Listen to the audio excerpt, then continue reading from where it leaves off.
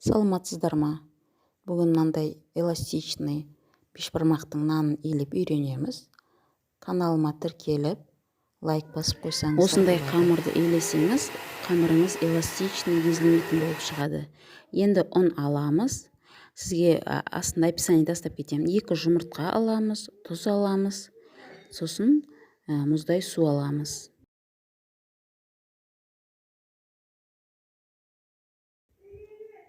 Тұз,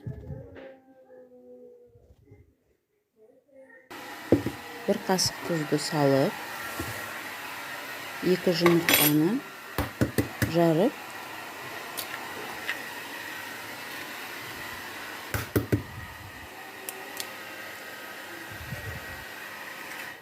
мұздай суды алып, араластырамыз.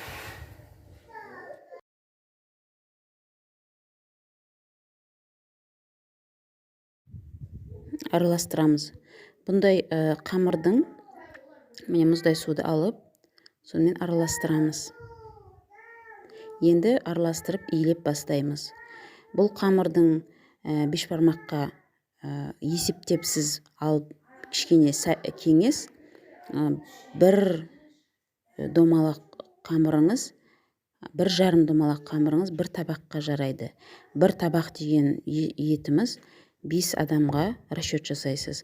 Мысалға қонағыңыз 20 адам болса, 6 домалақ илейсіз.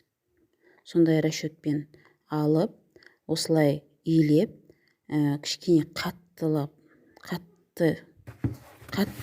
емес, енді кішкене қаттырақ қылып илейсіз. Осылай илеп, барынша жақсылап араластырып, илеп шығамыз.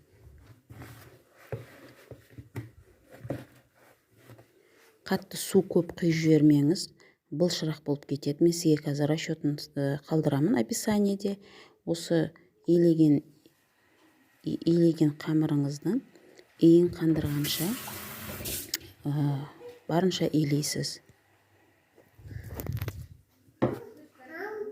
Мынандай астында қалған ұнға су құйып, оны да барынша араластырасыз. Егер қайнап жатқан етіңіз майлы болса, сорпаның бетіндегі майдан алып, кішкене қамырға қоссаңыз өте дәмді болады. Мен алдын ала илеп жатқандықтан әзірге май қоспаймын, тек тұз, жұмыртқа, сумен илеп жатырмын. Бұл тек қана бешбармаққа емес, мантыға, кеспе лапшаға арналған қамыр қылып қатырып қойсаңыз да болады. Бірақ бешбармақты көп жейтін болғандықтан барынша қамырдың басы біріккенше илеп шығасыз. Осылай басып илей бересіз, сосын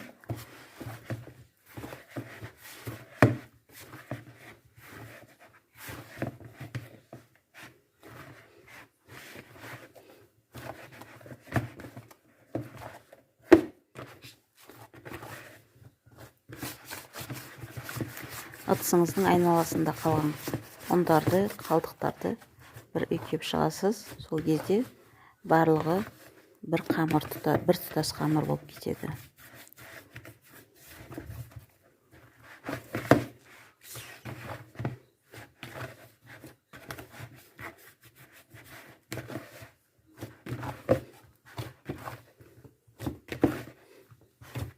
Осы илеп жатырған қамырыңыздың басы бірігу үшін 15 минутқа жауып қоясыз.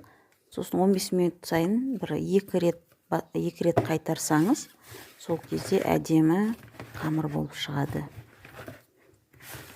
Бұл жерде қайтару дегеніміз, өстіп тыныққан қамырды илейміз де, қайтадан ыдысын демалтып 15 минутқа қойып қоямыз.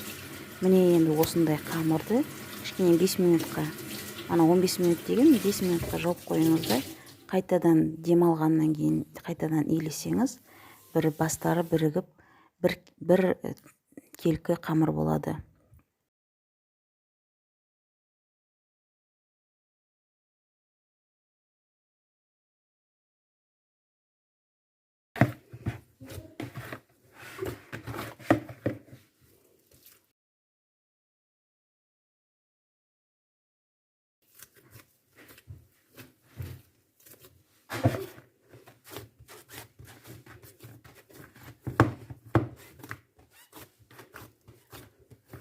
Енді бетін жауып, осы қамырды қалдырамыз 15 минутқа.